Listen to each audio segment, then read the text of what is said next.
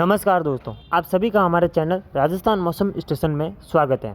इस वीडियो में हम बात करने वाले हैं कि जो आगामी दिनों में जो बंगाल की खाड़ी में सिस्टम बनने जा रहा है उसका ट्रैक क्या रहेगा, उसकी इंटेंसिटी क्या रहेगी, यानी कि इस सिस्टम के बारे में आपको संपूर्ण जानकारी दी जाएगी कि ये सिस्टम कहाँ पर लैंडफॉल करेगा, क्या ये तूफान बनेगा या फिर नहीं, इसकी इंटेंसिटी क्या रहेगी, डिप्रेशन या फिर तूफान, अगर ये बनता है आगे बढ़ता भी है तो इसका असर किन किन राज्यों में रहेगा, ये संपूर्ण जानकारी आपको इसी वीडियो में दी जाएगी। वीडियो को अंत तक जरूर देखें। सबसे पहले दोस्तों मैं आपको बता दूं कि श्रीलंका के उत्तर पूर्व तटों के आसपास 10 मई के आसपास एक लो प्रेशर एरिया विकसित होने की संभावना है। 9 मई को जो है साइक्लोनिक सर्कुलेशन बनेगा, अभी भी बन चुका है अवशेष, लेकिन 9 मई को ये सर्कुलेशन बन सकता है और 10-11 मई आता है तो इसके लो प्रेशर एरिया में तब्दील होने की संभावना है। वहीं 11, 12 और 13 मई आता है तो इसके well mark low pressure area बनने की संभावना दिखाई दे रही है। जी हाँ दोस्तों, अभी इतना ही कंफर्म है कि ये well mark low pressure area बनेगा और श्रीलंका के आसपास ही बनेगा, ये कंफर्म हो चुका है। काफ़ी दिनों पहले हमने आपको जानकारी दी थी, बताया था कि ऐसा कुछ होने वाला है और संभावना बन रही है और ये इसके मजबूत होने की संभावना भी दिखाई दे रही है। अभी के अनुसार ये well mark low pressure area बनेगा। उसके बाद दोस्तों डिप्रेशन भी बन सकता है, उसकी संभावना कम है और डीप डिप्रेशन बनकर साइक्लोन बनने की संभावना इसकी 50% दिखाई दे रही है। Well mark low pressure area बनेगा, इतना कन्फर्म है। ये जो है well mark low pressure area बनेगा और आगे बढ़ेगा। अब इसके ट्रैक को हम समझें तो आप मैप पर दिखाए गए ट्रैक को देख सकते हैं। 3 ट्रैक हमारे अनुसार अभी बनाए गए हैं।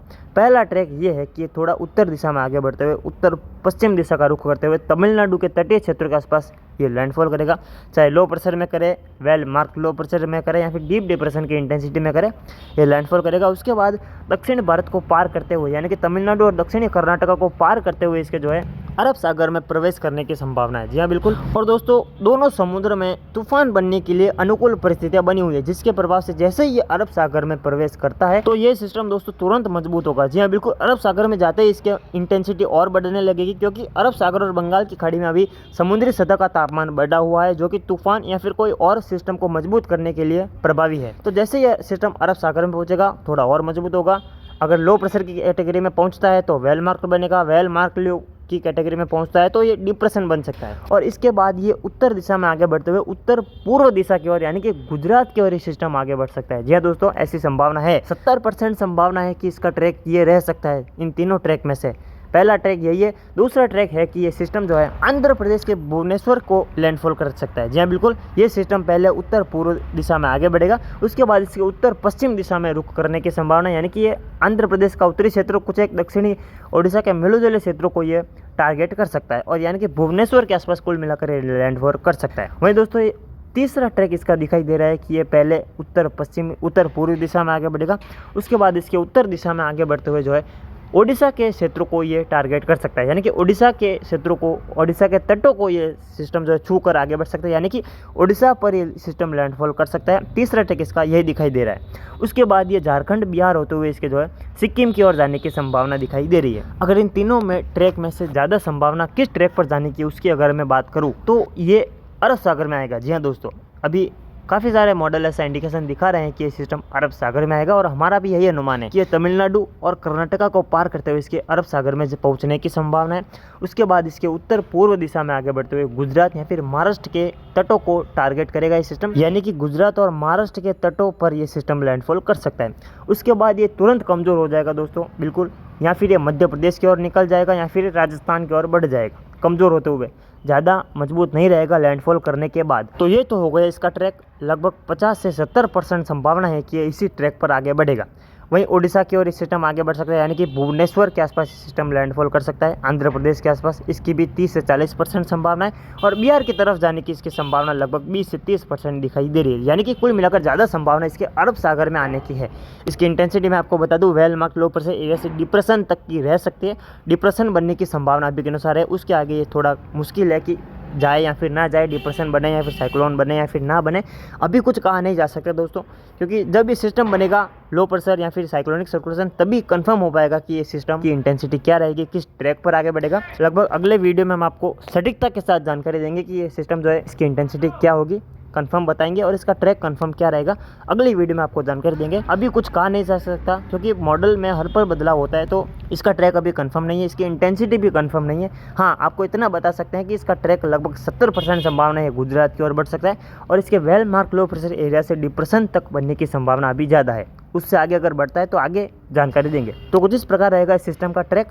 अगर इससे होने वाले प्रभाव की बात करूं तो दोस्तों, अगर ये तेलंगाना को पार करते हुए कर्नाटक को पार करते हुए अरब सागर में पहुंचता है तो 10 मई से ही, यानी कि अभी से ही बारिश बढ़ चुकी है। श्रीलंका, केरल, तमिलनाडु में भारी बारिश हो रही है। वहीं दोस्तों, इसके असर से जब ये सिस्टम लो प्रेशर बनेगा तो और बारिश बढ़ेगी। तमिलनाडु, केरला, श्रीलंका के आसपास मध्यम से भारी बारिश की संभावना है। 13 मई से बारिश बढ़ेगी और जब ये सिस्टम दक्षिण भारत को पार कर रहा होगा उस समय कर्नाटका, गोवा, दक्षिणी महाराष्ट्र, तेलंगाना, केरला, दक्षिणी रायलसीमा के क्षेत्र है, वहाँ पर मध्यम से भारी बारिश की संभावना 15 मई के आसपास दिखाई दे रही है। 16-17 मई आता है तो ये सिस्टम अरब सागर में प्रवेश करेगा। उसके बाद गोवा, कर्नाटका के तटीय क्षेत्र और जो केरला के तटीय क्षेत्रों में भारी से अति भारी बारिश की संभावना रहेगी और जैसे जैसे गुजरात की ओर बढ़ेगा वैसे वैसे महाराष्ट्र के तटीय क्षेत्रों में बारिश बढ़ेगी। मुंबई, गोवा, थाने, पुणे, दाहनु के क्षेत्र है, दक्षिणी गुजरात में बारिश बढ़ेगी जैसे जैसे सिस्टम गुजरात की ओर आगे बढ़ेगा। और मैं आपको बता दूं, ये लैंडफॉल करते ही इसके कमजोर होने की संभावना दिखाई दे रही है। अगर दोस्तों ये सिस्टम भुवनेश्वर के आसपास लैंडफॉल करता है, अगर ये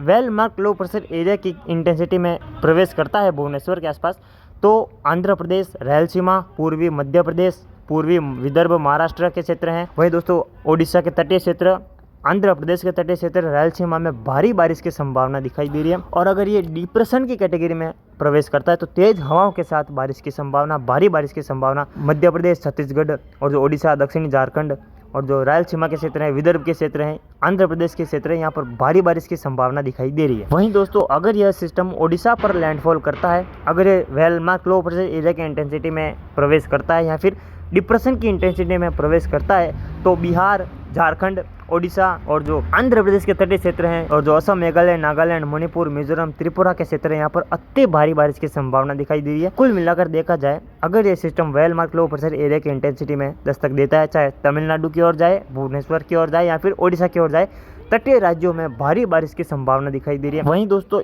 ये जो सिस्टम है, यही सिस्टम मानसून को अंडमान और निकोबार आइलैंड्स पर लाने का काम करेगा। यानी कि जब कोई सिस्टम बनता है तो वो मानसूनी हवाओं को अपनी ओर खींचता है और आगे धक्का देता है, यानी कि आगे थ्रो करता है।